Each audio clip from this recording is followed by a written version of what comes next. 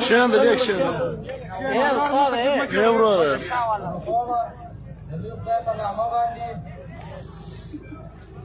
ملګرو دستي د ګورتو ډېر شکرګزار یم چې راوستئ چې د لالا د جنازې کې شرکت وکړي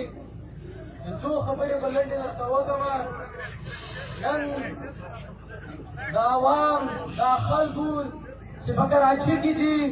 په دنیا او جهان هر ځای کې دي هغوی ښکاره کړو چې دا لالا خالي زموږ نه وي دا د دوی ګورد وي دوی ښکاره کړو چې دوی د لالا سره کومه مینه کومه محبت لرلی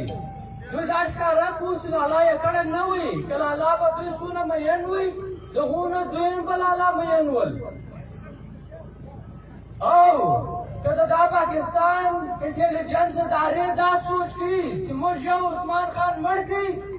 نو به دا کیسه دلته ختمه شي دا کیسه د ختمېدو نه ده عثمان خان چې سیاست کولی هغه د خپل قوم د بیداري لپاره کولی هغه خپل قوم بیداره کړی هغه خپل قوم ته شعور ورکړی داسې نه ده چې یو عثمان خان لاړې دا ګرې کیسې به ختمه شي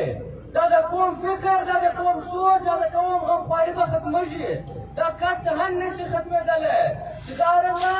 زر سرونه په لکاو سرونه نور لاړ شي دا فکر نشي ختمېدلی او د پښتنو سرونه د پښتنو لپاره همیشه حاضر دي نو ملګرو یو خواست دا درته کومه په غم په ژړا په ویر باندې لالا نه راژوندی کېږي لالا که نن خپل سر ورکړي هغه د دا ورځ لپاره نه ورکړي چې خلک به ما پسې وژاړي خلک به ما پسې ویر وکړي هغه به دا ورځ د اثر دا لپاره ورکړي چې دا کام به راپورته کېږي خپل ازادي به غواړي د لوی افغانستان خودمختاري به غواړي د مظلوم اقوام د هغوی حق به غواړي لالا د دا ورځ لپاره نن سر ورکړی دی د دا لپاره نه دی ورکړی چې نن به موږ ویر کوو نن به موږ غم کوو نن به موږ اوښکې تویو نه موږ یې نه تویو موږ نور مضبوط یو موږ نور سرونه لرو موږ نور وینه تویولی شو دارنګه موږ ډېر سرتېري ورکړي دي موږ په زراو په لکاو مشران ورکړي دي موږ غمخواره ورکړي دي او موږ نور سرونه هم ورکوو نو زه چې د ګوردو ټول ودانۍ کومه د خپله پارټۍ له طرفه ځه د خپله کورنۍ له طرفه ځه د خپلو ملګرو طرفه ځه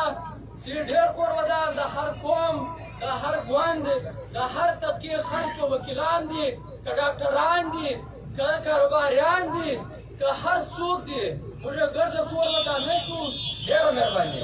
الله مدد